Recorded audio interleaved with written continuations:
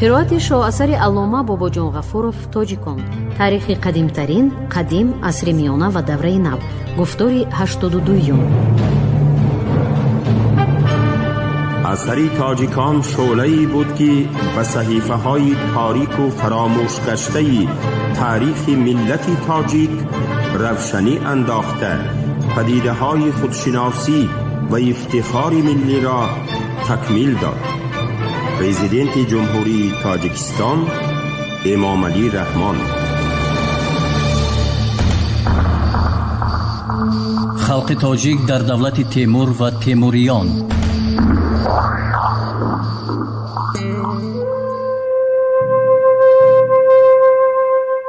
تیمور به کشورکشایی 35 ساله خود قدم نهاده، حاکمیت خود را قبل از همه در پایین‌های جریان دریای سیر مستحکم نمود که در آن وقت در اینجا حکومت خانی آقورده موجود بود.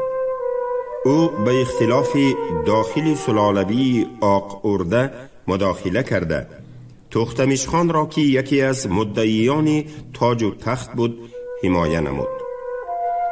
تختمیش خان بعدها با کمک تیمور حکومت آلتین ارده را نیز به دست درآورد. در سال 1372 امیر تیمور نخستین دفعه خوارزم را ضبط نمود. پس از این او 5 مرتبه به مقابل شورش خوارزمیان لشکر کشید و آخرین بار در سال 1388 بر آنها حمله آورد.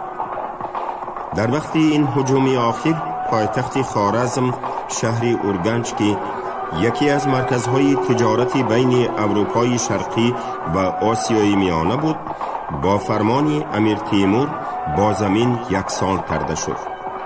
ساکنان شهر را به سمرقند کوچانیده در ویرانه شهری سابق جو کاشتند. فقط در سال 1391 تیمور به دوباره برقرار کردن اورگنج رخصت داد. از سال 1388 امیر تیمور به مبارزه شدید و دوامناک بر ضد تختمیش خان سر کرد. و در سال 1392 به خاک قفقاز هجوم آورده ارمنستان و گرجستان را غارت و مطیع نمود. در سال 1395 به قوه‌های حربی تختمیش خان شکست داده، بقیه لشکری او را تعقیب کنان به خاک دولت روس داخل گردید و تا یلتس رسید. دیری نگذشته تیمور پایتخت آلتین ارده شهری سرای را که در ساحل دریای والگا واقع شده بود ضبط و خراب نموده، با همین به دولت خانی آلتین ارده ضربه قطعی وارد آورد. همه این به قول یاکوبوفسکی به آلتین ارده ضربه هلاکت آور رسانید. پایه دولتی که به سر روس قدیم اینقدر بدبختی ها آورده بود در هم شکست. آلتین ارده پس از سال 1395 یقینا رو به تنزل نهاد.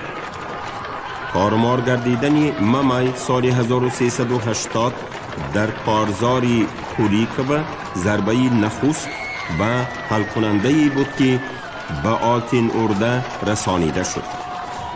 شکست نزد تیریک در سال 1395 و خاک و تراب گردیدن سرای ضربه دوم گردید. تیمور با آلتین ارده بهر منفیت‌های آسیای میانه مبارزه برده، با کنیزهای مسکو که درباره آنها تصورات روشنی نداشت علاقه برقرار نکرده بود، ولی او ابیکتیوانا نه فقط برای آسیای میانه بلکه برای روسیه نیز کاری مفیدی کرد. هرچند که در همان سال 1395 یک چند شهرهای جنوب روسیه را غارت نمود. تیمور در برابر مبارزه بردن با آلتین ارده عملیات حربی را به مقابل ایران وسعت داده، آنجا را نیز به هیئت دولت امپراتوری خود داخل نمود و این چنین به هندوستان 3 مرتبه هجوم آورده در سال 1398 شهر دهلی را اشغال کرد و گنجینه های زیادی آن را به غارت برده در سال 1399 به سمرقند برگشت. سال دیگر تیمور در خاک سوریه قوه‌های سلطانی مصر را تارومار نمود و سال 1402 در محاربه انقره به قشون سلطان بایزید شکست مهلک وارد آورد. تیمور در سال 1404 به پایتخت خود شهر سمرقند بازگشت نموده در فکر استیلای مملکت چین افتاد و با غیرت تمام تدارکات حربی دیده در سال 1405 لشکر خود را به طرف شرق حرکت داد، لیکن او به مقصد خود نرسیده در راه در اترار ناگهان وفات کرد.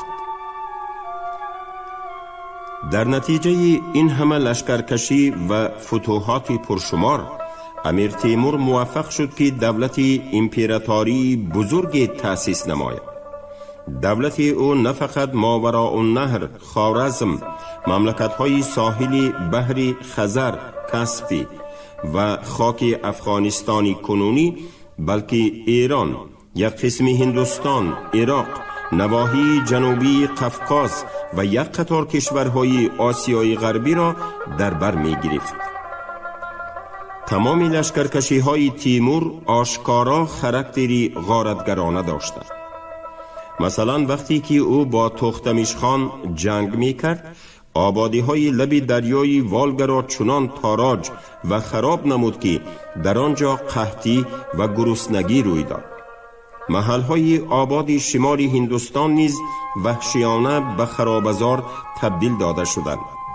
اردوهای یغماگر تیمور از این سرزمین ثروتی بی اندازه به دست درآورده پس از رفتن خود فقط شهر و دهه‌های خراب، وبا و گرسنگی را در هندوستان باقی گذاشتند. تیمور ارمنستانی پر آدم را چنان‌ای که یک شاهد می نویسد با قحطی، با دم تیغ، با اسارت، با عذاب و عقوبت گوش ناشنیده و معامله غیر انسانی خود به بیابان تبدیل داد. تیمور در وقت لشکرکشی های استیلاگرانه از دیگر وحشیگری های مدهش نیز خودداری نمی کرد. او در سال 1387 هنگامی ضبط نمودن شهر اصفهان به عسکران خود فرمان داد که 70,000 نفر اهالی بی گناه را سر بریده از سر آنها کله مناره سازند. در سال 1398 در هندوستان با امر او 100,000 نفر اسیران به قتل رسانیده شدند. و در سال 1401 در دمشق عسکران خود را فرمود که هر کدام آنها یک سری بریده آدمی آورند. سپس از این سرها کله مناره ساختند. در خود همان سال تیمور شورش بغداد را فرو نشانده روزی عید قربان به عسکرانش امر کرد که 90,000 کس را کشته از سر آنها 120 کله مناره سازند. سربازان تیمور به اجرای این فرمان کمر بسته در قطار مردان، زنان و کودکان معصوم و این چنین اسیرانی از سوریه آورده خود را وحشیانه سر بریدند. شرف الدین علی یزدی پس از مرگ تیمور در ظفرنامه خود نوشته است که در داخل دولت وسیع امپراتوری تیمور این طریقه کله مناره ها خیلی زیاد بودند. تیمور یک شهر آسیای صغیر را اشغال کرده فرمان داد که همه کودکان را به زمین پرتافته از بالای آنها اسب و عرابه گذرانند. این یک نوع منظره مدهشی گوشت کوبی را میماند، نوشته است یکی از شاهدان آن زمانه. واقعه های فاجعه‌ای سبزوار در خراسان از لحاظ بیرحمی از این همه وحشیگری های تیمور کمتر نبودند. مردمی سبزوار بر ضد حکمرانی خونخوارانه تیمور شورش برداشتند. امیر تیمور در سال 1383 این شورش را خوابانیده اهالی آنجا را به جزاهای سخت‌تر از مرگ دچار کرد. با امر او آدمانی زنده را در بین خشتپاره ها گذاشته و از بالای آنها آهک و گیل ریخته دیوارهای بلند ساختند. چون این حادثه نیز روی میداد که عسکران تیمور دشمنان اسیر افتاده را زنده به زنده گور می کردند. حتی روزی با امر تیمور یک باره 4000 کس با این عذابی فجیع نیست کرده شدند. سیاست تیمور، نوشته بود مارکس، از آن عبارت بود که هزارها زنان و بچگان، مردان و جوانان را عذاب و شکنجه دهد، قیر کند و به این طریقه در همه جا واهمه اندازد. با همین راه تیمور کوشش میکرد که اهالی به غارت و استثماری بیرحمانه دچار کرده اش را در اطاعت خود نگاه دارد. منبع‌های تاریخی به تیمور چنین حکمتی را نسبت دادند: تمام قطعه مسکون عالم سزاوار آن نیست که بیشتر از یک پادشاه داشته باشد. در حقیقت هم تیمور در برابر تاراج و استثمار نمودن اهالی کشورهای ضبط شده سعی می کرد که حاکمیت خود را در تمام عالم برقرار نماید. وی از نو تشکیل کردن دولت امپراتوری از پا افتاده مغول را مقصد اساسی خود قرار داده بود. از این رو تیمور را می توان متحد کننده دولت از هم پاشیده چنگیز خان نامید. ولی باید خاطر نشان کرد که تیمور به انجام این کار موفق نگردید. او در مملکت‌های تحت تصرفش حتی اصول اداره یک قدر متحد شکلی را هم تشکیل کردن نتوانست. تیمور با اردوهای غارتگری خود مرکزهای مدنی را خراب نموده، در عین زمان برای آبادی ولایت‌های آسیای میانه که اساس اقتدار دولت او را تشکیل می‌دادند کوشش کرد. با امر او در این محل‌ها کارهای آبیاری و راهسازی خیلی وسعت داده شد. تیمور از بین النهرین، آسیای صغیر، ایران و هندوستان گروه گروه استادان، اهل علم و صنعت را اسیر نموده به ماوراء النهر می آورد. عده زیادی از آدمان پیشور و هنرمند، خادمان علم و صنعت، خصوصاً به پایتخت دولت تیموری شهر سمرقند جمع کرده شدند. این بود که شهر سمرقند در این دوره نهایت درجه سبزید. امیر تیمور منفعت‌های طبقه بالای فیادلان به تجارت علاقمند و بازرگانان را در نظر داشته در بابت به بزرگترین مرکز تجارتی تبدیل یافتن سمرقند نیز تدبیرهای لازمه را پیش بینی نمود. گونزالس دی کلاویخا در این باره چنین می نویسد: از بس که در آنجا در سمرقند برای به ترتیب فروختن همه چیز جای کلانی موجود نبود، پادشاه فرمان داد از بین شهر کوچه‌ای گذرانند که در دو طرف آن برای فروختن مالها دکان و خیمه ها باشد. این کار با اصول خاصی کارداری تیمور انجام پذیرفت.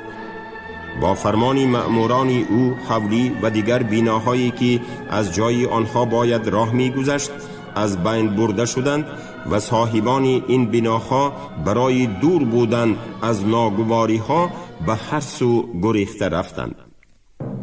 کوچه خیلی کلان ساخته شد، می نویسد کلاویخا، که در دو طرف آن دکان ها ساخته خیمه و خیرگاه زده بودند.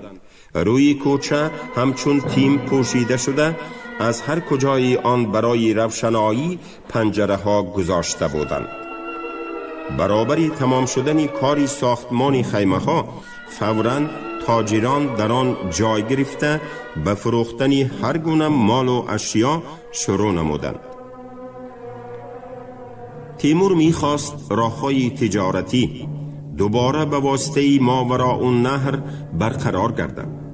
از این سبب وی برای ویران کردن تجارتی بین اروپا و شرق که از راه آلتین ارده صورت می گرفت کوشش نمود و با همین نیت شهرهای سرای و اورگنج را به خرابزار مبدل گردانید تا این دو شهر اهمیت تجارتی خود را گم کنند. پس از آن که تیمور ایران را تسخیر نمود تا یک اندازه به دوباره برقرار کردن راه تجارتی جهانی در ماوراء النهر موفق گردید، اکنون بازرگانان از ایران به سلطانیه آمده و از آنجا به واسطه هرات و بلخ به سمرقند و سپس به واسطه طراس به مغولستان می رفتند. خلق تاجیک در دولت تیمور و تیموریان. مبارزه سلالوی تیموریان. پس از مرگ تیمور دولت بزرگی امپراتوری تشکیل کرده او از پا افتاده، ماوراء النهر به صحنه مبارزه های خونین سلالوی تبدیل یافت. تیمور هنوز در وقت حیات خود دولت را در بین فرزندانش جهانگیر، عمر شیخ، میرانشاه، شاهروخ و نبیرهایش محمد سلطان، پیر محمد، ابراهیم و اولوغبیک تقسیم نموده بود. هنوز از فوت تیمور یک چند روز نگذشته بود که هر کدام از تیموریان خود را مستقل اعلان کردند. نبیره تیمور حاکم تاشکند خلیل سلطان پسر میرانشاه لشکر جمع نموده پیشتر از پسری جهانگیر پیر محمد که او را تیمور جانشین خود تعیین کرده بود آمده به پایتخت دولت تیموری شهر سمرقند صاحب شد. اگرچه پیر محمد بارها برای برقرار کردن حقوق خود کوشش نمود ولی موفقیت به دست آوردن نتوانست و نهایت در سال 1406 به قتل رسید. به تیموریان لازم آمد با نمایندگان سلاله های سابق هم که تیمور از حکمرانی محروم کرده بود مبارزه برند. در غرب و شمال غربی ایران نمایندگان سلاله ترکمنی قرقویونلو، در ترکستان امیر خداداد و شیخ نورالدین اسیان نمودند. هنگامی که در ساحل دریای امو بین خلیل سلطان و پیر محمد جنگ می رفت، خداداد قشون مغول و قلمق را متحد نموده به ماوراء النهر هجوم آورد. او سمرقند را ضبط کرده حتی در وقت محاربه خلیل سلطان را اسیر گرفت. تیموریان به وضعیت خیلی خوف‌آوری دچار گردیدند. پسر تیمور شاهروخ که حاکم هرات بوده اسمن وارث پدر خود حساب می شد، فوراً لشکر جمع نموده راه ماوراء النهر را پیش گرفت. شاهروخ قشون خداداد را تارومار کرده خود او را با دست جاسوسی به قتل رسانید و خلیل سلطان را آزاد کرد. لیکن وی خلیل سلطان را دیگر از حقوق وارثی سلطنت محروم ساخته او را حاکم ری تعیین نمود و اداره کردن سمرقند و عموماً ماوراء النهر را در سال 1409 به پسر 15 ساله خود اولوغبیک سپاریده خود به طرف ایران لشکر کشید. او تدریجاً اولاد 3 پسر بزرگی تیمور فرزندان جهانگیر، عمر شیخ و میرانشاه را از حاکمیت دور کرده پسری خود ابراهیم سلطان را در سال 1414 حکمران شیراز و پسری دیگری خود سیورغات میش را در سال 1418 حاکم کابل، غزنین و قندهار تعیین نمود. در ظرف این مدت نمایندگان سلاله ترکمنی قرقویونلو به اقتداری معلوم صاحب گردیدند، نه فقط خاکی قبل از فتوحات تیمور داشته اش را دوباره به دست در آوردند، بلکه حدود قلمروی خود را خیلی وسعت دادند. شاهروخ به مقابل قرقویونلو 3 دفعه لشکر کشید، اما به غلبه قطعی موفق نگردیده به صلح راضی شد و اداره کردن آذربایجان را در سال 1436 به جهانشاه نام یکی از نمایندگان این سلاله واگذار نمود. در زمان حکمرانی شاهروخ 1405-1447 دولت تیمور با وجود خیلی گم کردن خاک خود هنوز تا یک اندازه اقتداری پیشینه اش را نگاه می داشت. ضمناً باید خاطر نشان کرد که از سرزمین تحت تصرف شاهروخ عملاً 2 دولت، یکی دولت خودی شاهروخ با مرکزش هرات و دیگری دولت اولوغبیک با مرکزش سمرقند به وجود آمد. خلق تاجیک در دولت تیمور و تیموریان. حکمرانی اولوغبیک. وقتی که شاهروخ پسری 15 ساله خود اولوغبیک را حکمرانی سمرقند تعیین کرد، زمام حاکمیت عملاً در دست سپهسالار نامدار همرزم تیمور امیر شاه ملیک بود. از وقتی به تخت نشستن اولوغبیک دیری نگذشته، 20 اپریل سال 1410 دیگر سپهسالار تیموری حاکم ترکستان با قشون سرشماری به سمرقند حمله آورد. اولوغبیک مجبور گردید که همراه وسیع خود فرار نماید.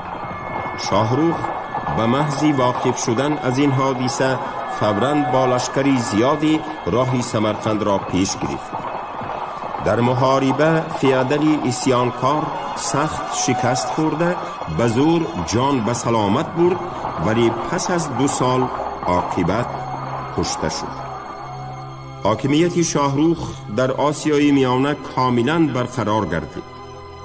اولوغبیک از تابعیت به وسیع خیلی دلگیر شده هرگاه به پدر خود عرض می کرد که او را از وساطت رها نماید. چون وضع سیاسی هم پس خواندن شاه ملیک را طلب می کرد، او در بین اشراف زادگان آسیای میانه دشمنی بسیار پیدا کرده بود. شاهروخ خواهش پسرش را بجا آورد. همین طریقه از سال 1411 اولوغبیک 17 ساله نه اینکه اسماً بلکه عملاً حکمرانی ماوراء النهر گردید. در این مورد هم حاکمیت آری همانا در دست شاهروخ بود. اولوغبیک سالی چند بار برای سجده به هرات می رفت. دایر به مهمترین مسائل همیشه مصلحت پدر را می گرفت، از کرده هایش به او حسابات می داد و غیره.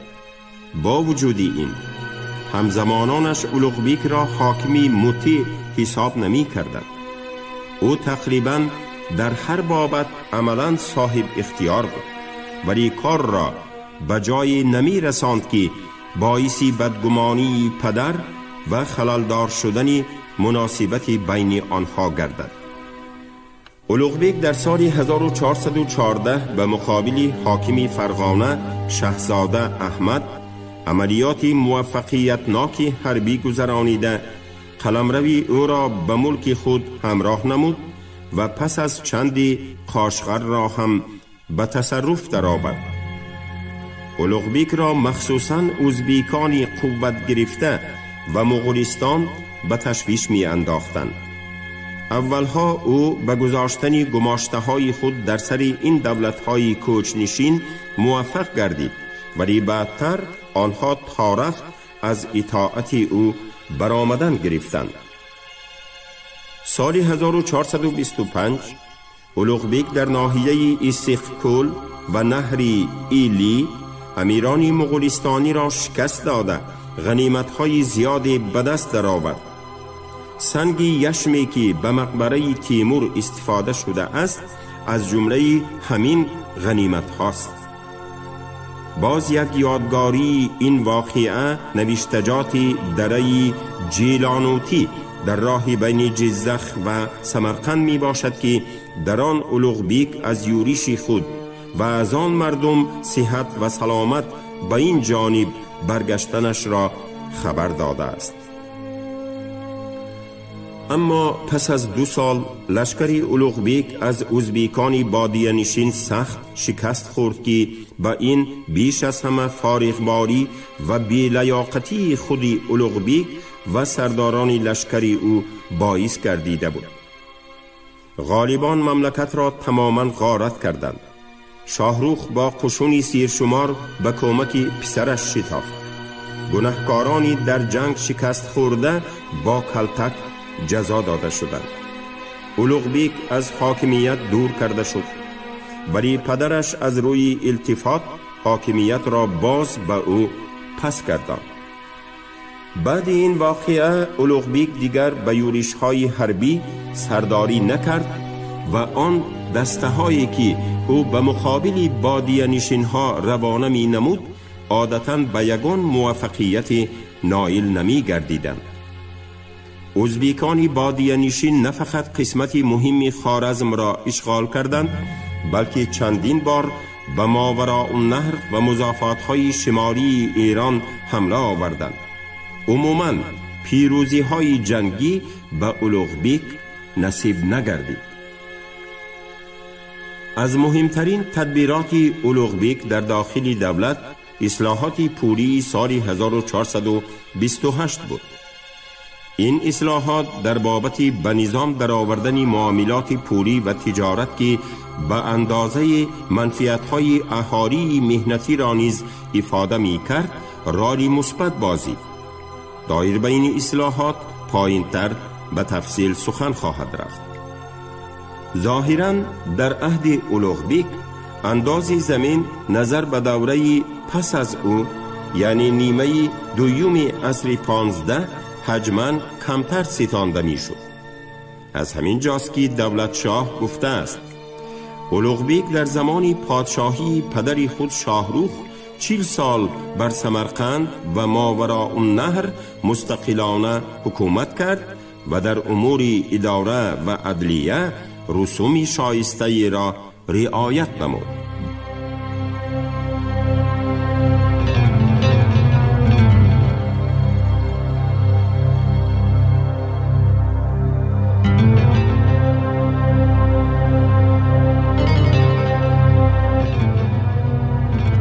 شما گفتاری 82 را از کتاب علامه باباجان غفورов تاجیکان شنیدید. عبدالرشید خوجامقулов خوند. کارگردان شیروی نغزلی.